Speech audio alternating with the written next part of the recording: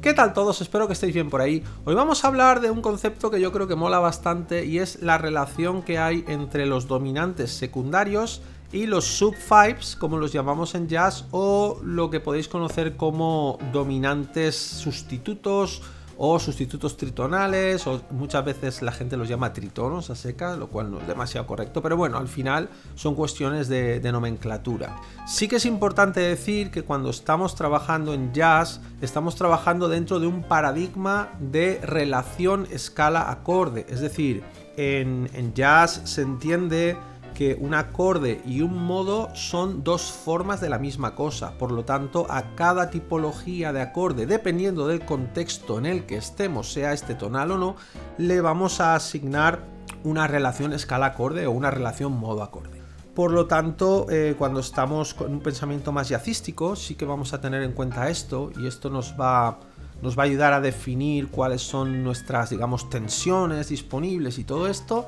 Mientras que en un paradigma clásico la cosa se convierte en una cuestión un poquito más estructural, ¿de acuerdo? Sobre esto siempre me suelen preguntar si hay, bueno, qué forma es mejor, ¿no? Y yo siempre digo que depende, y no lo digo como por no pronunciarme, sino es que realmente opino que depende. Depende mucho del contexto, de lo que estemos analizando, del comportamiento de la pieza, de la melodía, de la armonía.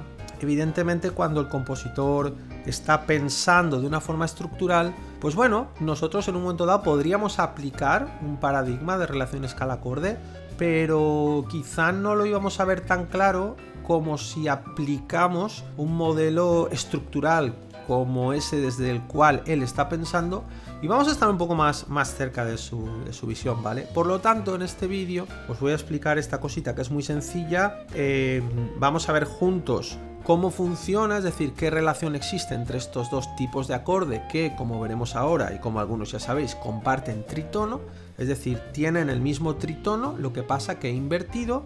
Y luego, bueno, pues lo veremos desde un punto de vista estructural y lo veremos también desde un punto de vista de relación escala-acorde. ¿De acuerdo? Entonces, lo que sí que es muy importante es que sabéis que este canal tiene un eminente espíritu práctico, es una especie de taller musical. Por lo tanto, aquí, aunque se explique toda esta jeringonza y utilice palabras raros y todo esto, al final va a haber como una actividad que vais a tener que hacer para asegurarnos de que estáis aterrizando los conceptos y que no simplemente estáis consumiendo contenido de teoría musical y creándoos la sensación de que estáis comprendiendo. Así que para asegurarnos de que asimiláis, hay una actividad práctica que consiste en una composición de 1 minuto y medio que vosotros realizáis durante la semana. Me la enviáis a mi correo, que es tony@teoriamusical.es. Tenéis de tiempo para enviarla hasta el domingo a las 2 de la tarde, y ese mismo domingo, es decir, el domingo que viene, porque hoy es lunes, el domingo que viene a las 4 de la tarde nos conectamos aquí en directo en el canal y escuchamos vuestras composiciones. Damos feedback, tanto yo como toda la comunidad, y con eso vosotros, bueno, pues veis qué habéis hecho bien, qué habéis, digamos, sabido utilizar, qué cosas se os han pasado por alto. Una experiencia muy enriquecedora, yo creo que es ver qué han hecho los demás con exactamente la misma técnica que has utilizado tú, lo cual siempre es muy guay. Y sin mucho más, vamos al lío, ¿vale? Entonces, mirad, es muy fácil. Si yo tengo un acorde dominante, el acorde dominante, voy a ponerlo en una posición cerrada para que lo veamos claro, ¿vale? Vamos a utilizar 2-7. Bien, tengo este intervalo que es un tritono. El tritono tiene una particularidad que es básicamente, si lo observamos, nos daremos cuenta de que es absolutamente simétrico. Al ser simétrico, cuando yo lo invierto, obtengo exactamente el mismo intervalo. Es decir, si por ejemplo cojo una tercera mayor y la invierto, obtengo una sexta menor. Sin embargo, cuando cojo un tritono y lo invierto, obtengo otro tritono. ¿Esto en qué me va a afectar a mí? Bueno, esto me va a afectar este dominante, cuya característica principal es que tiene un intervalo de tritono entre la tercera mayor y la séptima menor. Y esto es importante. Lo que hace dominante un dominante es que tiene este intervalo, eso desde el punto de vista morfológico, pero lo que realmente lo hace dominante es una cuestión sintáctica, no una cuestión morfológica, ¿de acuerdo? El ejemplo típico en el blues, tenemos los 3 grados que tenemos tienen esta morfología dominante, pero desde el punto de vista sintáctico solo uno de ellos actúa como dominante, el otro actúa como subdominante y el otro actúa como tónica, ¿vale? Eso no es el tema de este vídeo, pero importante entender un poco que la morfología no determina tanto la función del acorde como podemos creer, aunque a veces en determinados contextos, especialmente en ciertos contextos un poco más limitados, sí que sea así, ¿vale? A lo que vamos, estamos en este acorde y este tritono, en teoría, va a existir en otro acorde también, ¿vale? En otro acorde que va a tener exactamente el mismo tritono pero invertido. ¿Qué quiere decir esto? Bueno, quiere decir que si en el contexto de Do esto es la tercera y esto es la séptima, va a existir un acorde donde esto va a ser la tercera mayor, y esto va a ser la séptima, es decir, la séptima menor, ¿de acuerdo? Y ese acorde va a ser, ¿vale? Sol bemol. Y sol bemol va a resolver de manera descendente en fa. ¿Bien? Mientras que si cojo este sol bemol y hago, digamos, como su resolución natural, no lo estoy viendo ahí como sol bemol, sino como fa sostenido, ¿vale? Porque recordad que fa sostenido sería la quinta de si, ¿de acuerdo?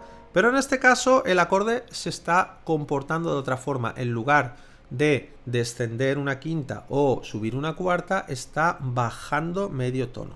Esa resolución lo conocemos, bueno, pues como la sustitución tritonal, sustituto de tritono, dominante sustituto, etcétera, y en jazz lo llamamos sub 5, es decir, S-U-B, V, números romanos, ¿vale? Una V mayúscula y un 7, para que sepamos que es un dominante, pero que es sustituto, ¿no? Estamos hablando, viene del inglés, es substitution, ¿no? Vale. Estos dos acordes tienen una relación entre sí muy estrecha. ¿Por qué? Porque puedo hacer varias cosas chulas. Lo primero de todo, yo puedo tener un voicing muy sencillo. Voy a hacerlo al principio ahora cerrado para que lo veáis claro. Yo puedo tener, ¿vale?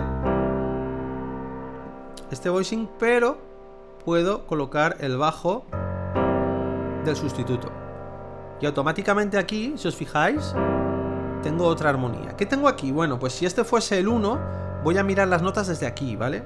Esto sería la séptima menor, ¿vale? Esto sería la novena rebajada, o cuando estamos haciendo nomenclatura armónica, la podemos llamar una novena bemol, ¿de acuerdo? Aquí, ¿qué tendríamos? Aquí tendríamos la tercera mayor y aquí tendríamos una 11 sostenida, ¿no? ¿Qué sucede ahí? Pues que esto claramente nos está diciendo, oye, yo soy alterado. Y aquí es donde viene la cuestión. Si estamos en un paradigma que no es de relación escala-acorde, bueno, pues esto se puede considerar dentro de armonía cromática, no sé qué, pero en realidad, cuando estamos en relación escala-acorde y escuchamos esto, nosotros no, ya tenemos el oído entrenado y nos ubicamos en que puede ser varias cosas, ¿vale? Pero hay muchas probabilidades de que estemos frente a escala alterada. Para nosotros, en jazz, escala alterada, estamos hablando de el séptimo modo de la escala menor melódica. Tendríamos la novena rebajada, tendríamos la novena aumentada, tendríamos la decimoprimera estaría aumentada también y la decimotercera estaría también rebajada. Por lo tanto, si os fijáis, tenemos todas las tensiones que existen, ¿no? La 9, la 11 y la 13, pero la tenemos alterada de todas las formas posibles, ¿no? La novena está alterada en sus dos formas,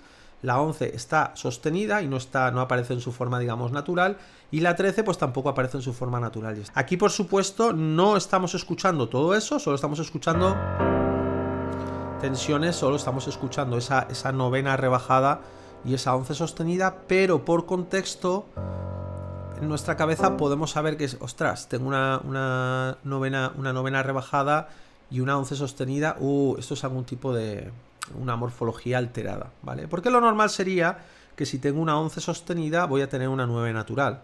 Sin embargo, se me está indicando lo contrario, justo en este voicing. Pero lo importante de esto es que puedo aplicar el voicing de ese, digamos, de ese dominante normal, ¿vale? Lo puedo aplicar encima del bajo del sub 5. ¿Bien? Eso por un lado. Y ahora la pregunta súper lógica sería, Tony, ¿y al revés lo podemos hacer también? Y la respuesta es sí, lo podéis hacer también. Es decir, si cogemos este sub 5 y ahora colocamos el bajo de ese dominante original al que está sustituyendo. Bien, nos encontramos con que tenemos la undécima sostenida, ¿vale? Tendríamos la séptima, que sería menor. Tendríamos de nuevo esta novena rebajada, ¿vale? Que de nuevo en nomenclatura armónica vamos a hablar de una bemol 9. Y la tercera mayor. Exactamente lo mismo que teníamos en el otro sitio. Por lo tanto, ya tengo esta opción de cambiarlo, ¿no? Vale, hay otra cosa que podemos hacer que es muy chula. Vamos a imaginar que estamos tocando... Y ahora tocamos, por ejemplo, vamos a hacer esto y queremos ir a la menor, ¿bien? Y queremos ir a través del sub 5, por ejemplo.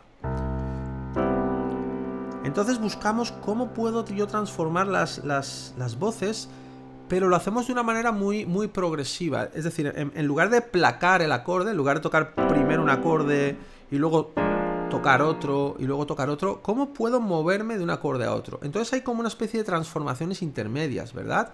Estoy aquí, ahora esta voz viene aquí, vamos a decir que... ¿Vale? Y aquí esto suena como si fuese un do-7, pero que tiene la séptima en el bajo, pero automáticamente esta voz la subo aquí. Y esta... la puedo subir aquí, pero la voy a mantener como tensión porque la quinta no es necesaria en un dominante. Y esta, en lugar de bajar a su sitio, voy o bien vengo aquí o bien añado una voz. Pero la cuestión es que se sienta esa energía del sub 5. Pero sí que es muy importante cómo estoy desplazando las voces, ¿vale? Entonces parto de do, llego aquí... y ahí ya estoy en esa energía, ¿bien? Y ahora lo normal sería... Vale, me voy a ir hacia ese la, ¿no? Pero ¿qué sucede? Que aquí, en lugar, por ejemplo, de moverme y llegar de esta forma, ¿no? Que recuerda un poco este movimiento contrario de las sextas aumentadas. Como estamos en un paradigma más jazzístico y sí que puedo hacer ciertos movimientos paralelos que en un paradigma clásico están prohibidos o digamos, no recomendados, vamos a decir de alguna forma. Entonces, bueno, me puedo plantear otras opciones, ¿no? Es decir, bueno, yo estoy aquí, para empezar, aquí estoy duplicando la fundamental, pero no tendría por qué hacerlo. Por lo tanto, este puede ser un punto de partida tranquilamente. ¿Vale? ¿Veis? Aquí no he estado. ¿Por qué no está duplicado? Porque ya lo tengo en esta mano. Está en el bajo. Entonces ahora me desplazo y de nuevo... aquí no tendría por qué duplicar esto. Por lo tanto, voy a hacer que esta voz dé un salto de tercera mayor y va a venir aquí. ¿Veis? Bien, entonces el bajo me dice, estamos en el sub 5. Me lo dice porque estoy escuchando la séptima aquí, claramente. Por tanto, esta tensión la puedo mantener y esta la puedo mantener. No tengo por qué subir y resolverla, que también podría hacerlo, sería un movimiento melódico que me interesaría, ¿no? Y ahora puedo moverme a el dominante secundario, y de nuevo no tengo por qué mantener esta nota porque sería una nota repetida, esta nota va a estar en el bajo, voy a hacer dominante secundario como en primera inversión. Es decir, estoy pensando mucho en la conducción de voces, ¿vale? Además lo estoy haciendo un poco así a voleo, también para que luego podáis vosotros explorar, ¿no? Algunas de las cosas que estoy haciendo ahora son problemáticas, vosotros tenéis que encontrar una solución. Por ejemplo, si os fijáis, me estoy centrando mucho en la forma en la que el sub 5 y el dominante secundario se conectan, pero luego en la resolución estoy haciendo más saltos, ¿vale? ¿Por qué? Porque ya vosotros buscáis esa forma de conectarse. Acordaos siempre que en el voice leading, lo que sería el voice leading harmony, tengo muchas opciones interesantes, ¿verdad? Cuando yo estoy...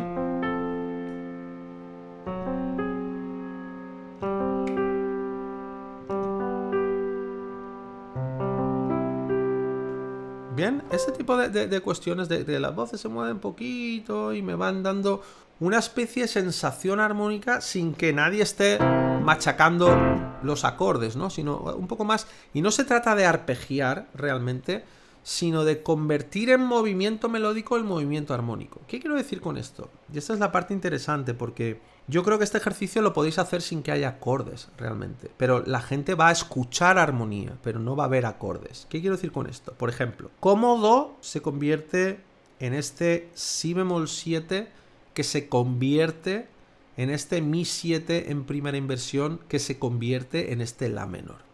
¿Vale? Esto estamos siguiendo la progresión, pero nosotros estamos acostumbrados a pensar en acordes y luego en la melodía, ¿no? Bueno, pero esto puede ser distinto. Yo puedo estar...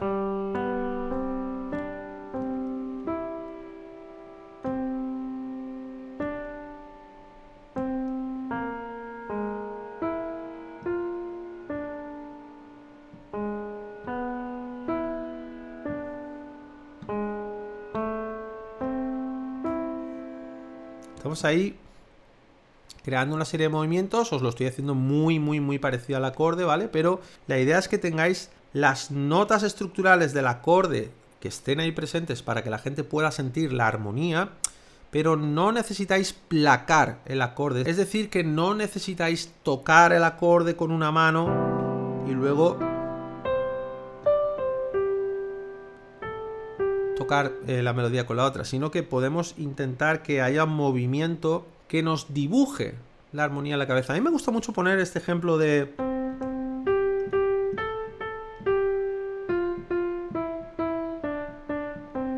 ¿Por qué? Porque es una melodía muy sencilla, todos la conocemos, y puedes sentir la armonía, pero no hay, ni siquiera te están arpegiando nada. Todos los que nos hemos criado en este paradigma de música occidental, pues vamos a imaginar...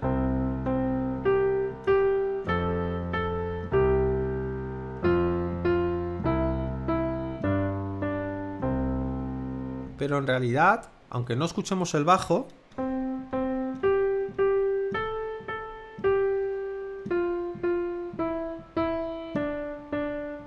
¿por qué? Porque estamos incidiendo en notas estructurales que nos hacen presuponer la armonía y ciertos movimientos melódicos también que conocemos como...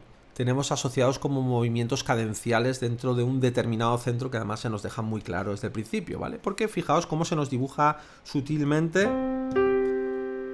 ese eje, el eje de tónica y dominante, ¿no? Entonces a partir de ahí ya es muy fácil deducir lo demás. Claro, nosotros aquí vamos a jugar con transformaciones. Muy importante el punto de partida, muy importante recordar que no necesitamos duplicar la fundamental en el voicing, por lo tanto... Bien, y ahora a la hora de pensar dónde quiero ir, puedo recordar que lo puedo hacer de una manera melódica. ¿No? Aquí puedo cambiar, hacer este intercambio, aunque estoy duplicando y no considero necesario que dupliquemos. Así que vamos a intentar no duplicar, a ver qué sucede, ¿no? En el bajo voy a tener Si bemol, por lo tanto aquí voy a jugar con La bemol. Ya estoy pudiendo jugar, fijaos. Tengo ahí esta tensión, que está muy bonita. Y ahora, en vez de ir directo hacia La, que podría hacer... y luego resolverlo, ¿no? O venir... este tipo de cosas. Vamos a jugar a otra cosa, ¿no? Y vale, espera, a ver qué hago.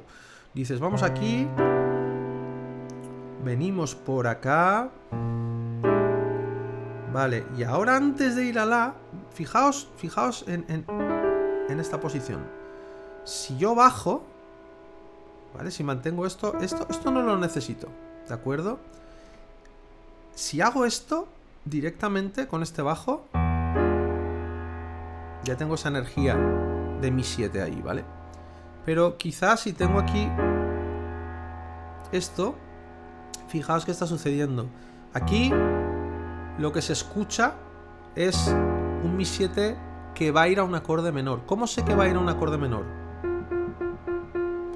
Porque me lo está cantando esta novena rebajada. Ahora bien, una cosa muy importante, precisamente para los que venimos de jazz, escuchar un acorde dominante con una novena rebajada no implica necesariamente que vayamos a ir a un acorde menor. Sin embargo, para la gente que viene de un contexto más clásico o que está más en un lenguaje pop, sí que le puede parecer más eso. Es decir, tenemos que tener muy presente siempre el oído de nuestro oyente, ¿de acuerdo?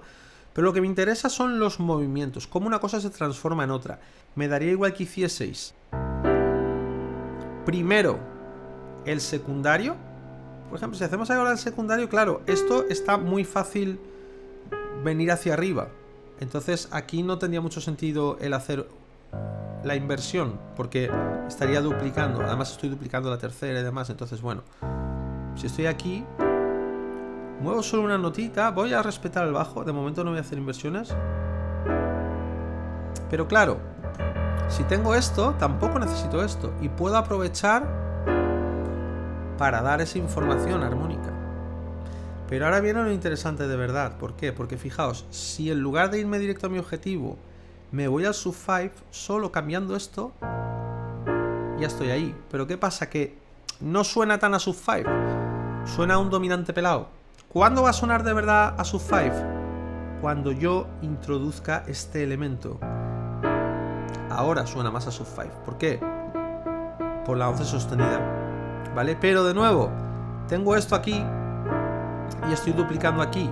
¿Puede esta voz hacer algo quizá interesante? Sí, la puedo mantener aquí. Puedo hacer esto. Ahora suena mucho más a sub 5. ¿Por qué? Porque te estoy dejando escuchar la novena, te estoy dejando escuchar la tercera, te estoy dejando escuchar la 11 sostenida. Estás escuchando aquí la séptima menor, ¿vale? Y aquí porque tengo el bajo. Si tuviese, por ejemplo, lo tuviese así, imaginad, esto aquí, ¿vale? Aquí podría incluir esto. Es decir, todo va a depender mucho de vuestro punto de partida. Pero me gusta que conectéis de un acorde a otro y al otro a través de líneas. Y ahora viene la parte que yo creo que es muy interesante de este ejercicio. Y es que las líneas que contengan las notas estructurales más importantes no tienen por qué estar en el acompañamiento. Es decir, que pueden estar en la propia melodía. Porque recordad que el acompañamiento y la melodía las estoy escuchando simultáneamente. Nosotros que estamos en un paradigma de melodía acompañada. Recordad que nosotros no venimos de ahí. Ha habido otras cosas, ¿vale? Pero digamos que nuestro oído polifónico ha conocido tiempos mejores. Vamos a dejarlo ahí, ¿bien? Entonces, simplemente me interesa que desarrolléis ese tipo de movilidad. Si partimos de otro voicing, por ejemplo, vamos a decir que no, Tony, pues yo, no sé, quiero empezar aquí, por ejemplo. No sé, me lo invento. Vale, pues ahí sí se basa en nuestro punto de partida. Aquí de pronto vamos a tomar otras decisiones. Aquí yo estoy viendo ya que tenemos un clúster muy interesante ahí arriba. Aquí, cuando hagamos esto me gusta bastante. ¿Por qué? Porque luego este clúster que he creado aquí lo voy a deshacer bajando esta voz y voy a subir esta para escuchar la novena rebajada. Por lo tanto, yo partía de un clúster. Bien, vine aquí. Bien, os pongo el bajo para daros contexto armónico. Y ahora, antes de llegar a Estela, pasé por mí y entonces deshice el clúster. Pero ahí está lo bonito. Si yo convierto ese movimiento, en lugar de hacerlo, lo convierto en melodía, fijaos qué pasa.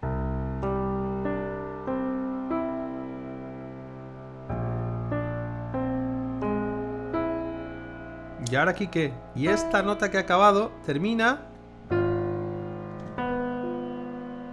¿verdad? Esta baja.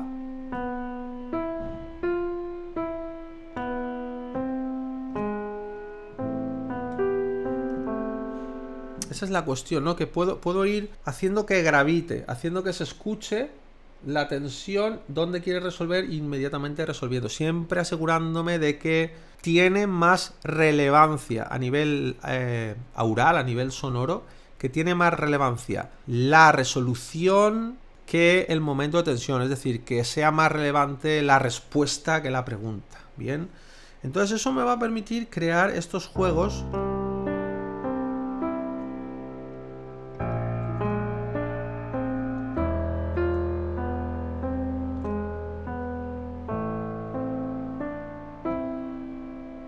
Podemos tener toda esa serie de movimientos, ¿no? No lo voy a continuar porque yo creo que poniendo solo este ejemplo con un sub 5 y con otro dominante, digamos el dominante secundario del sub 5, va a ser suficiente. Entonces, mi consejo, yo crearía una armonía estructural que me sirva como de base. Me aseguraría 100% que funciona, es decir, que es funcional, que no tiene nada raro, que no tiene ningún momento que tengo que esforzarme un poquito para que funcione.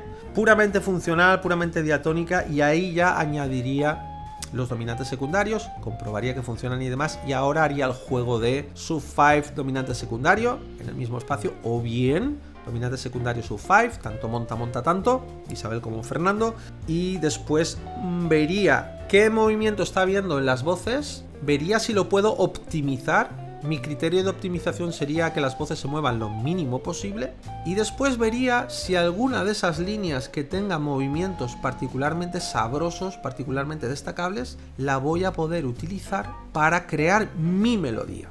Entonces, este sería el vídeo. Si te ha gustado, pues dale like, suscríbete. Acuérdate de pasar por teoriamusical.es, donde tenemos los cursos, tanto el de armonía moderna, como el de voicings, como el de desarrollo melódico y el de armonía avanzada, o como yo le llamo, el café para los muy cafeteros. Y nosotros nos veremos en el directo del domingo. Hasta entonces, como os digo siempre, haced mucha música. Nos vemos.